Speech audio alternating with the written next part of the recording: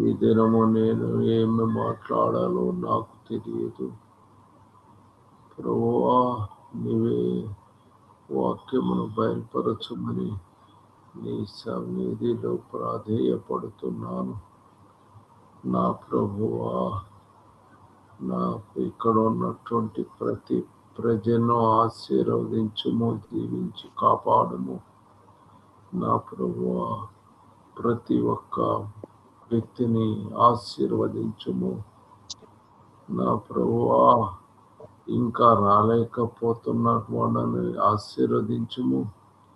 మా ప్రభువా, నీ వెలుగు, నీ సత్యము బయలుచేయుము. నీ దీప్యమానమైన వెలుగు మాకు కనిపించుము. అందరూ నిన్ను చూడాలి. అవును ప్రభువా, ఎందుకంటే కావలి తీరాలివి చాలా. కాబట్టి ప్రభు, ఇప్పుడు త్వరలో రాబోతున్నావు. గొప్ప గొప్ప కార్యాలన్నీ జరిగించాలి ప్రభువా. ప్రతి వారిని ఆశీర్వదించి దీవించి కాపాడమని యేసుక్రీస్తు ప్రభు యొక్క ప్రార్థన చేయుచున్నాను.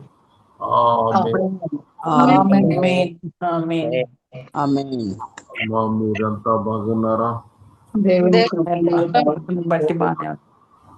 పురుషులారా, మీరందరూ బాగున్నారా? దేవుని మహాకృప బట్టి అందరూ బాగున్నారు సార్. బాగున్నాం. దేవుని కృప మహిమ మన అందరికి తోడై ఉండుగాక. ఆమేన్. అమ్మా, ఈ దినము యెషయా గ్రంథము 26:21.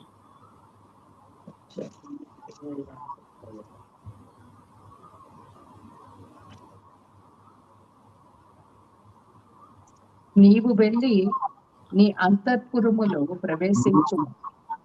నీవు వెళ్ళు వెళ్ళి ఏం చేయాలి? అంతఃపురములో ప్రవేశించుము. నీవు వెళ్ళి నీ తలుపులు వేసుకొనుము. నీ తలుపులు వేసుకొనుము. ఆమేన్. చీకట తీరిపోవు వరకు కొంచెం సేపు తాకి ఉండుము. ఆమేన్. ఎందుకు ఈ మాటలు చెప్తున్నాడు అనే విషయాన్ని గమనించవలసిన మనకి బాధ్యత ఉంది. ఇక్కడ ఏమిటి అనే విషయాలు మనము గ్రహించినట్టయితే, నీవు వెళ్ళి నీ అంతఃపురాల్లో ప్రవేశించుము. నీవు వెళ్ళి నీ తలుపులు వేసుకొనుము. ఉగ్రత తీరిపోవు వరకు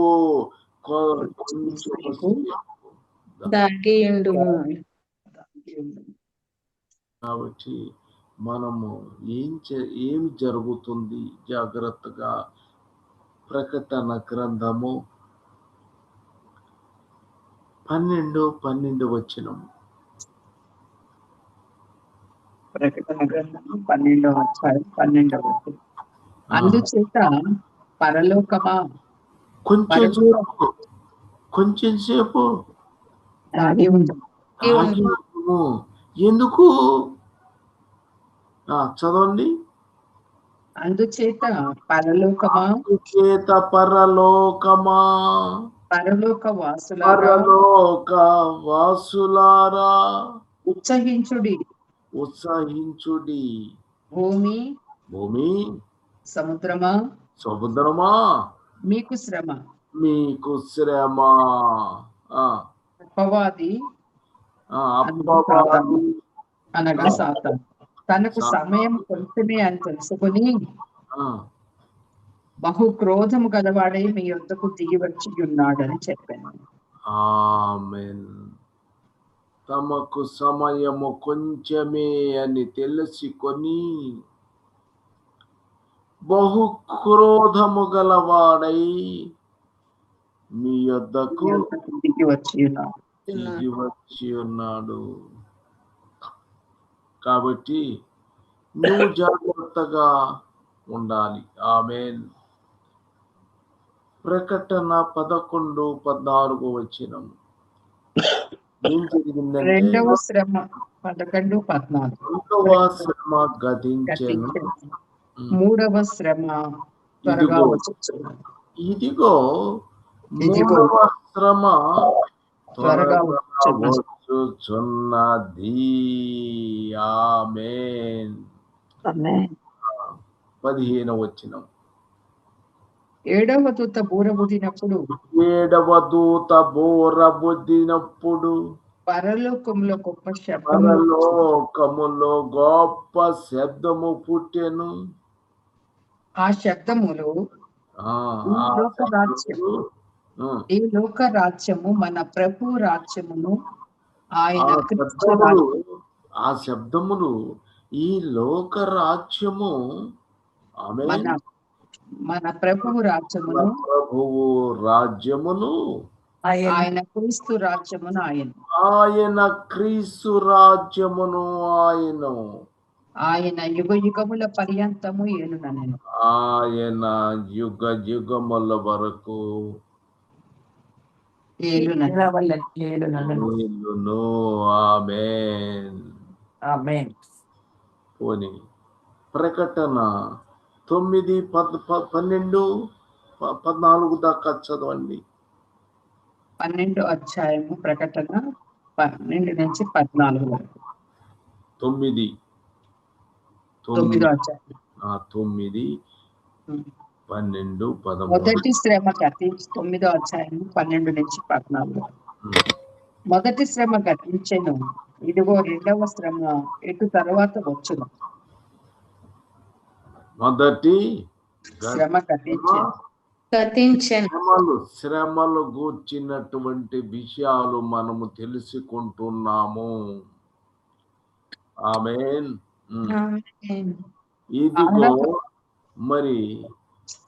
ఇదిగో మరి రెండు శ్రమలు ఇటు తర్వాత వచ్చును.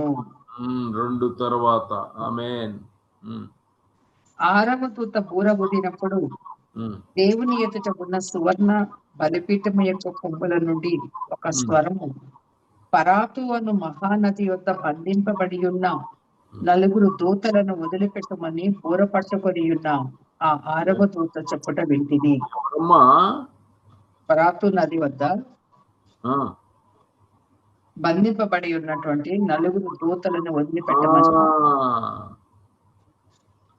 4 అను మహానది యొద్ద బంధింపబడిన 4 దూతలను, మహానది వద్ద బంధింపబడి ఉన్న 4 దూతలను వదిలిపెట్టమని బూర పట్టుకొని ఉన్న ఆ 6వ దూతతో చెప్పుట వింటిని. ఆమేన్. ఇప్పుడేంది ముందు ఎవరు వచ్చారు?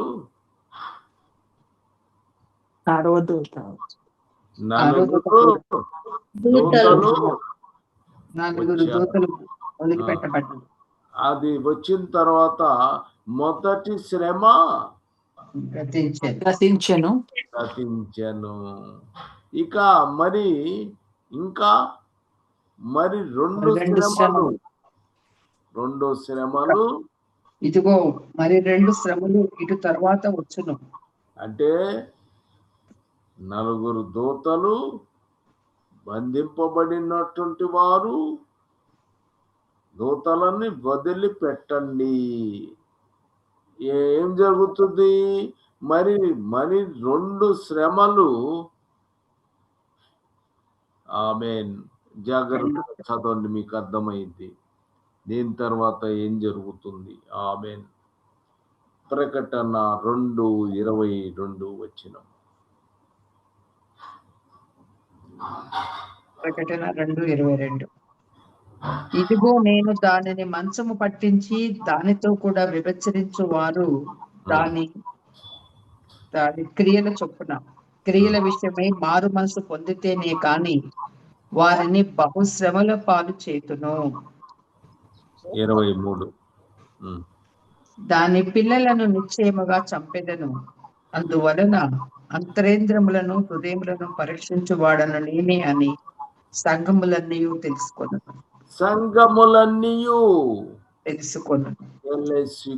మరియు మీలో ప్రతి వానికి వాని క్రియల చొప్పున ప్రతిఫలం ఇచ్చేదను.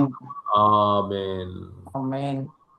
కాబట్టి ఇప్పుడు సంఘాలన్నీ తెలుసుకోవలసిన విషయాలు ఇక్కడ ఉన్నాయి. ఏం చేయాలి? సంఘాలన్నీ కూడా తెలుసుకోవాలి. సంఘము వాళ్ళంతా కూడా తెలుసుకోవాలి. ఏ విషయాలు?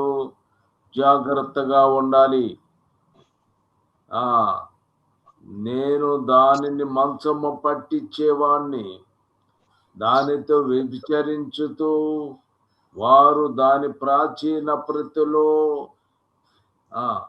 వ్యభిచరించుచున్న దాని క్రియల విషయమై మారు మనసు పొందితేనే గాని వారిని బహుశ్రమల పాలు శ్రమలు. ఆమేన్. శ్రమలు కలగజేస్తానంట. శ్రమలు లేకుండా దేవుని రాజ్యంలోకి పొండి హాయిగా అని చెప్తామా? లేదు. శ్రమలు శ్రమలు. క్రైస్తవ ఇది ఎవరు? అందరూ కాదు, అందరూ విశ్వాసులైనటువంటి వారికి ముందు చెప్తున్నాడు ఈ మాటలు. అవునా కాదా? కాబట్టి చాలా జాగ్రత్తగా ఉండాలి. మీరు ప్రతి వానికి వాని క్రియల ప్రతిఫలము. ఆమేన్. హల్లెలూయా. ప్రకటన 2:9-10 వచనాలు చదివేనా? నీ శ్రమను దరిద్రతను నేను ఎరుగుతున్నాను. నువ్వు శ్రమ పడుతున్నావు, కానీ నీ శ్రమ దరిద్రము, చాలా దారిద్ర్యము నువ్వు అనుభవించావు. అయినను నీవు ధనవంతుడివే. అయినను నీవు ధనవంతుడివే. ఆమేన్. తాము యూదులమని చెప్పుకొనుచు యూదులు కాక సాతాను సమాజపు వారి చేత నీకు కలుగు దూషణ నేను ఎరుగుతున్నా. నువ్వు పొందబోవు శ్రమలకు భయపడకుము. ఇదిగో నీవు శోధింపబడకున్నట్లు అపవాది మీలో కొందరిని చెరలో వేయబోతున్నాడు. 10 దినములు శ్రమ కలుగును. నీవు పొందబోవు శ్రమలకు భయపడకుము. నీ శ్రమను, నీ దరిద్రను నేను ఎరుగుతున్నా. నువ్వు ఈ లోకంలో బ్రహ్మాండంగా కోటీశ్వరుడివి. నువ్వు శ్రమాసలా ఎరగనే ఎరగవు అని అనుకుంటున్నామా? ఇక్కడ క్లియర్గా నీ శ్రమను, నీ దరిద్రత, లోక దరిద్రత నేను ఎరుగుదును. ఆమేన్. హల్లెలూయా. నీవు ధనవంతుడవే. ఆమేన్. ఈ మాట మనము నమ్ముచున్నామా? మీరందరూ కూడా దరిద్రము, ఈ లోకంలో శ్రమలు, ఇలాంటి అన్ని అనుభవిస్తున్నటువంటి వారుగా మీకు ఏమంటున్నాడు? మీరు ధనవంతులు అన్నాడు. ఇప్పుడు ఆయన ఆ మాట అంటే మీరంతా ఏమనుకుంటారు? కొంతమంది ఏం చెప్తారు? బ్రదర్, మేము ధనవంతులం బ్రదర్. ఓ, మీరు ధనవంతులా? అయితే మరి దీనిలో స్థలం ఉందా? ఈ స్థలము లేదు. మీరు శ్రమ పడేవారు, యేసుక్రీస్తు ప్రభువు నిమిత్తము శ్రమ అనుభవించేవారుగా ఉండాలి. మీరు దరిద్రను అనుభవించాలి, కానీ నీ ధనవంతుడివే. ఆమె నీ శరీరం ఈ లోక సంబంధమైనవి, ధనం ఎందుకు పనికి రాదు. వీటిలో ఏమి పనికి రాదు. కానీ పరలోకములో నీకు ఆమేన్. హల్లెలూయా. ఇప్పుడు ధైర్యముగా నాకు పరలోకములో నాకు ధనము ఉన్నాను. ఆమేన్. హల్లెలూయా. ప్రకటన 2:10 చూస్తే 11 వచనం కూడా చదవండి. 10 నుంచి చదువుతున్నాను. ఇదిగో మీరు శోధింపబడకున్నట్లు అపవాది మీలో కొందరిని చెరలో వేయబోచున్నాడు. 10 దినములు శ్రమ కలుగును. ప్రాణాపాయం వచ్చినను నమ్మకముగా ఉండము. నేను నీకు జీవ కిరీటం ఇచ్చేదను. చెవిగలవాడు ఆత్మ సంఘముతో చెప్పుచున్న మాట వినుగాక. జయించువాడు రెండవ మరణం వల్ల ఏ హాని చెందడు. నమ్మకముగా ఉండము. నేను జీవ కిరీటం ఇచ్చేదను. నీకు జీవ కిరీటము ఇచ్చేదను. ఆమేన్. 11 వచనం సంఘములతో ఆత్మ చెప్పుచున్న మాట చెవిగలవాడు ఆత్మ సంఘములతో చెప్పుచున్న మాట వినుగా. చెవులు ఉన్నాయా? ఉన్నాయి. అవి వినుగాక. జయించున్నటువంటి వాడు రెండో మరణము వలన ఏ హానియు చెందడు.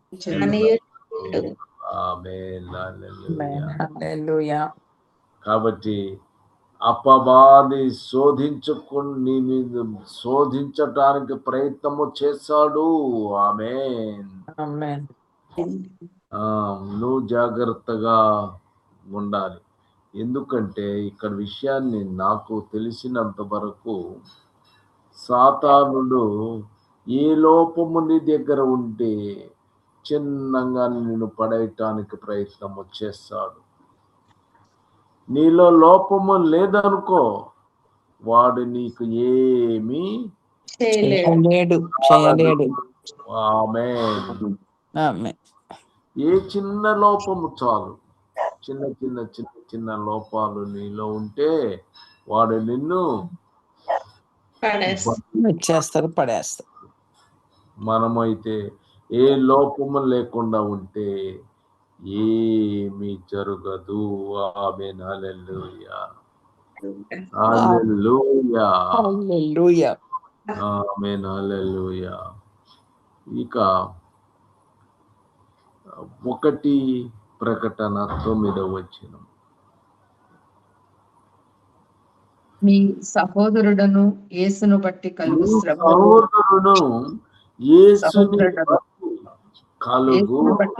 శ్రమలోను రాజ్యములోను సావాసములోను పాలివాడనైన యోహానును నేను దేవుని వాక్యమును బోధించినందుకు, యేసును గురించి సాక్ష్యం ఇచ్చినందుకు పద్మాసు దీపమున పరవాసినైతిని. ఆమేన్. ఆమేన్. హల్లెలూయా. మీ సహోదరులను చెప్పండి. యేసును బట్టి శ్రమలోను రాజ్యములోను బట్టి కలుగు శ్రమలోను ఆ రాజ్యము లోను సహనములోను ఆమేన్ బోధించినందుకు కూడా యేసుక్రీస్తు ప్రభువు కొరకు శ్రమ అనుభవించటానికి ఇష్టపడాలి. ఆమేన్. ఆమేన్. నేను దేవుని వాక్యము నిమిత్తమును యేసును గూర్చిన సాక్ష్యం నిమిత్తమును. ఆమేన్. హల్లెలూయా. హల్లెలూయా. హల్లెలూయా. ఆమేన్. హల్లెలూయా. యోధా 1:11 వచ్చిన 13 వచ్చిన దాకా టైం లేదు కనుక టైం. ఆమేన్. ఆమేన్. హల్లెలూయా. హల్లెలూయా. హల్లెలూయా. మనము ఇంకొక టైం అయిపోయింది. నా ప్రభువా నాయనా, నీవిచ్చినావు. నేను ఈ వాక్యం మొత్తము ప్రజలకు ప్రకటన గ్రంథములో విషయములు తెలియచేసిన ప్రభా, థ్యాంక్ యూ లార్డ్ జీసస్. అమర్చి ప్రార్థన చేయి. హల్లెలూయా. హల్లెలూయా. హల్లెలూయా. పరిశుద్ధాత్మ దేవుడు స్తోత్రం. మహోన్నతుడా, మహాకరుడా, నీతిమంతుడా, పరిశుద్ధమైన దేవ, నీ పాదములకు వందనాలయ్యా. నీకే స్తుతి ఆరాధన చెల్లిస్తున్నాను ప్రభు. నీకు స్తోత్రాలు నైనా ప్రభు. యేసుక్రీస్తు వారి నామములో తండ్రి, నీ కుమారుని ద్వారా మీరు మాట్లాడిన ప్రతి మాట కొరకే వందనాలు చెల్లిస్తున్నాను. ముఖ్యంగా నా తండ్రి రోజు ప్రభు, నేనెవరిని నీ తలుపు వేసుకుని ముంగట తీరిపోయే వరకు కొంచెంసేపు సాగి ఉండమని ప్రభు నువ్వు నీ కుమార్తెలకు, నీ బిడ్డలకు నువ్వు బోధిస్తున్న విధానం బట్టి వందనాలు. భూమి మీద తండ్రి అపవాది గర్జించే సింహములు ఎవరిని మృంగుతున్నాను అనేక రకాలుగా హింసిస్తున్నాడని. అవును తండ్రి, దేవుని నువ్వు సహోదరులను యేసును బట్టి కలుగు శ్రమలలోను, రాజ్యంలోను, సహనంలోను పాలివాడనైన నన్ను దేవుని వాక్యం బోధించినందుకు, ఆయనకి సాక్ష్యం ఇచ్చినందుకు నేను పద్మాస దీపంలో పరవాసిగా పంపించబడ్డాను అని యోహాను భక్తుడు చెప్తున్నట్లుగా ఆయన బిడ్డలకు ప్రభు అనేక శ్రమలు, ఇబ్బందులు, ఇరుకులు కూడా తండ్రి నైనా ఆయన నామాన్ని పట్టి ప్రభు ఆయన బిడ్డల్ని హింసించేటువంటి అపవాది విధానంలో ఉన్నాడని మరొకసారి మేము జ్ఞాపకం చేశారు. అందుకనే ప్రభు నువ్వు స్వర్ణ సంఘానికి నువ్వు చెప్తున్నట్టుగా నీ శ్రమ, నీ దరిద్రత నేను ఎరిగి ఉన్నాను, అయినా నువ్వు ధనవంతుడివే అనంటే ఈ లోకంలో తండ్రి అపవాది యొక్క కుట్రతో జరిగినటువంటి ఆ యొక్క దరిద్రత, శ్రమ ఉన్నప్పటికీ నీ దృష్టిలో తండ్రి అతను ధనవంతుడుగానే ఉన్నాడని, అలాగే తండ్రి అతను చేసిన ప్రతి పనిలోనూ కూడా అపవాది ఆటంకాలు కలిగించినప్పటికీ కూడా, అది చెరలో వేయబడుతున్నప్పటికీ కూడా 10 దినాలు మీకు శ్రమ కలిగినా కానీ మీరు నమ్మకంగా ఉండండి, భయపడకండి, నేను మీకు జీవ కిరీటాన్ని ఇస్తానని నీ నామం పెట్టబడిన నీ బిడ్డలకు తండ్రి నువ్వు ఇచ్చినటువంటి ఆదరణ కొరకు వందనాలు చెల్లిస్తున్నాను. నీ పనిలో తండ్రి నేను యథార్థంగా పనిచేసే ప్రతి బిడ్డకు జరిగే ప్రతి శ్రమ ఉంటుందని, ఆ శ్రమంలో నువ్వు తోడై ఉన్నావని, వారి వారి క్రియల ఫలం వారికి అనుగ్రహిస్తానని ఉదయకాల సమయంలో మాట్లాడాను. అంతేకాదు కానీ నీ వాక్యానికి వ్యతిరేకంగా, దేవుని చిత్తానికి వ్యతిరేకంగా ఇష్టానుసారమైన జీవితం జీవించే వాళ్ళ జీవితాల్లో కూడా శ్రమలు రాబోతున్నాయి. మొదటి శ్రమ, రెండవ శ్రమ, మూడవ శ్రమ, ఈ విధంగా రెండవ శ్రమ గతించను, మొదటి శ్రమ గతించను అని ఇంకా 2 శ్రమలు ఉన్నాయని, అలాగే తండ్రి నైనా అపరాధు నది వద్ద బంధించబడి ఉన్న 4 పుత్రులు కూడా వదిలిపెట్టబడతారని, వాళ్ళు కూడా తండ్రి నైనా అయ్యా వాళ్ళు మనుషుల్లో ఈ విధమైన భూమి మీద ఏ విధమైన శ్రమలు వారి ద్వారా రాబోతున్నాయో కూడా మీరు వాక్యం ద్వారా సెలవిస్తారు తండ్రి నైనా. నీ చిత్తానికి నీకు వ్యతిరేకంగా వచ్చే వారికి శ్రమలు వస్తున్నాయి, నీ నామం బట్టి భయపడుకొని వాక్యాన్ని అనుసరించే వారికి వచ్చిన శ్రమలలో నువ్వు తోడైనందుకు స్తోత్రాలు చెల్లిస్తున్నాను దేవాన్ని కొందనాలయ్యా. ప్రతి విషయాన్ని హృదయాలను, అంతరంగాలను పరిశీలించే దేవుడు కాబట్టి వారి వారి క్రియలకు వారికి ఫలమిచ్చే గొప్ప దేవుడిపై ఉన్నావు కాబట్టి నాయన శత్రువుతో దేవునికి వ్యతిరేకంగా నడిచే శ్రమలు మాకొద్దు, కానీ దేవుని వాక్యమును బోధించి దేవుని చిత్త ప్రకారంగా నడిచినప్పుడు మా జీవితాల్లో ఉన్న ప్రతి దాన్ని కూడా నువ్వు చూసి సరైన సమయంలో మాకు మీరు జీవ కిరీటమును జయించే శక్తిని మాకు ఇస్తారని మీకు నమ్ముతూ స్తోత్రాలు చెల్లించుకుంటూ, వాక్యం ఇచ్చిన నీ కుమారుని బట్టి మీకు వందనాలు చెల్లించుకుంటున్నాను. మంచి ఆరోగ్యం దయచేయండి నాయన, మీరే ఆయన ద్వారా మాట్లాడుతున్నందుకు స్తుతులు చెల్లిస్తూ ఉన్నాను. అలాగే నాయన చెరి వచ్చిన ప్రతి ఒక్కరిని దీవించండి. మరొక దాసుడు కుమారుడు నీ వాక్యాన్ని ప్రకటించిన ఏంటుండగా మేమందరము కూడా తండ్రి విని ప్రభు నీ స్వరమును ఆయన ద్వారా విని మమ్మల్ని మేము సరి చేసుకున్నట్టుకు మీ కృప మాకు అనుగ్రహించండి. ప్రతి ఒక్కరము నాయన నీ పరిచర్య చేస్తూ నీ నామానికి మహిమకరంగా జీవించే శ్రమపడుట ఎంతో మేలు నాయన. అటువంటి కృప మాకు ఇవ్వండి. నీ చిత్తానికి వ్యతిరేకంగా నడిచి శ్రమ పొందే వారంగా మేమెవ్వరము ఉండకుండా కాపాడమని ప్రభువైన యేసుక్రీస్తు వారి పరిశుద్ధ నామంలో ప్రార్థిస్తున్నాను తండ్రి. ఆమేన్. ఆమేన్. ఆమేన్. ఆమేన్.